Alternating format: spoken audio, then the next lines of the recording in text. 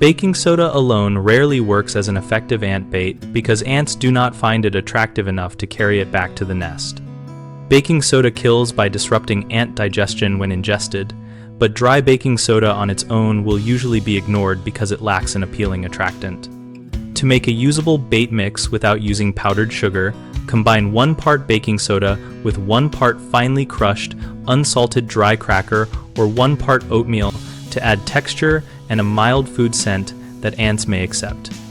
For a more potent attractant that is still low on refined sugar, stir together equal parts baking soda and honey and let it sit until it forms a thick paste. Then place pea-sized amounts near ant trails using a disposable spoon. Place baits where you see active foraging and refresh them every 2 days until trail activity stops, wiping surfaces first to remove competing food residue. Always wear gloves when handling baits and keep pet-sensitive areas in mind because honey and crackers can attract household animals. If you have many ant species present, observe which food sources they prefer and adjust the carrier to protein or grease-based crumbs rather than sweet ones. One common mistake is assuming baking soda will attract ants by itself, which leads to wasted effort.